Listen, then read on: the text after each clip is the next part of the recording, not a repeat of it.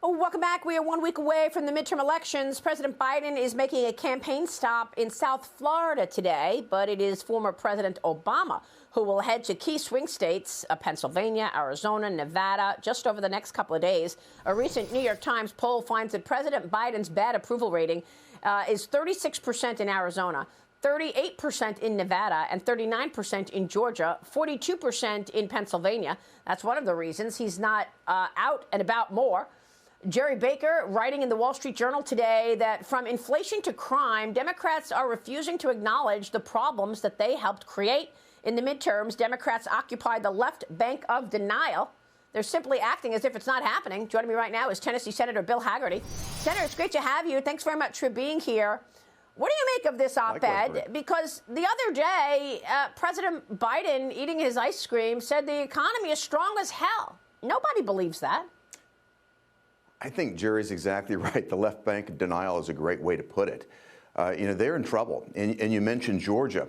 Stacey Abrams won't appear with Joe Biden in Georgia. And now Raphael Warnock won't appear with Stacey Abrams. They even had to bring Barack Obama down there Friday. I was down there in Georgia Friday campaigning with Herschel Walker. I can tell you, Maria, the momentum is with us right now. You know, the media tried to write the epitaph of the Republican Party back in August, but we are closing the gap in state after state. Again, I was down in Georgia last week. This week I'm going to North Carolina. I'll be headed up to New Hampshire later in the week. Next week I'll be headed out to Nevada, to Arizona. We're going to close the sale. We're going to close the deal, and I am very confident we're going to bring the Senate back along with the House. And do you think the clincher is the independents? Because I know that we've seen a big move in the Hispanic community from Democrat to Republican, but independents are also dealing with what everybody's dealing with, these issues. The issues are pocketbook issues. I'm talking about inflation, the economy, jobs, and crime. Indeed, Maria, I think you've hit the nail on the head. The independents are moving our way, and they're seeing exactly the issues that you're talking about, not the issues that the Democrats want to talk about. I don't think this race is going to be about MAGA Republicans or unlimited access to abortion. This race is going to be about the direction of our country, and it's, as you say, it's the economy. It's our energy security. It's our national security and the sovereignty of our borders. Think about it. Joe Biden has already allowed 5.5 million people into our country illegally on his watch. If you look at it, till the end of his first term, which will be his only term, he will have more than doubled the population of Tennessee crossing that border illegally. He's the partner of organized crime, drug cartels, and violent criminals. People don't want this in America. That's why I think we're going to see a rude awakening next week. Well, that's just extraordinary about the border. And we know that there are also up to 1 million gotaways that we're, watching on surveillance camera. We don't know what their intentions are, but they're in the country right now. Crime is spiking because of policies such as cashless bail. But what I want to know is what you're going to be able to do to fix these issues. What's the difference between 51 seats that the Republicans may gain to 54 seats? I mean, what can the Senate do if you have a bigger majority in terms of turning around some of these issues? Well, first and foremost, we need to get there. And I hope people will go to my site, blockbidennow.com, and help me make this happen over the course of the next week. Blockbidennow.com is the way to get us there.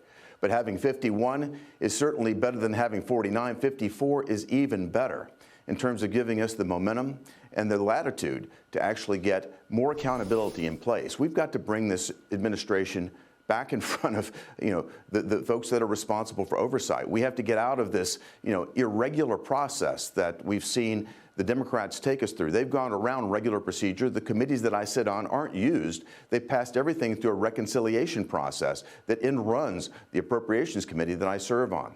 I think if we have a large majority, we're going to find that America is speaking. I hope that sends a strong message to the White House as well, that perhaps they should change course.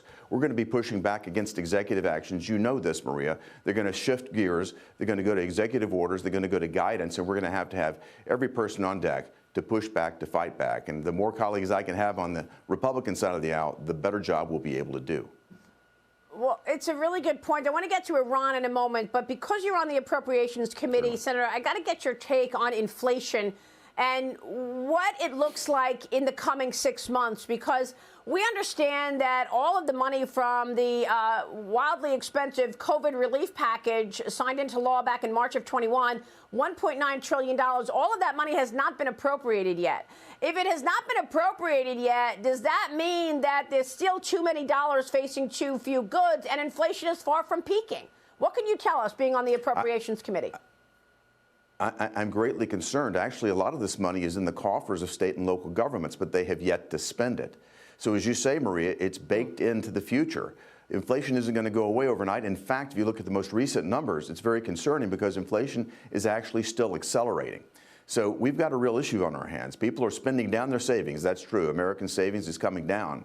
But what we've also got is a state and municipal government scenario where they're going to continue to put pressure on prices here in America.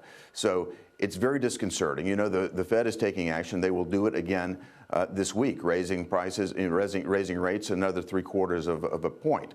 I think that's going to continue again in December, again in February. We've seen mortgage prices already double.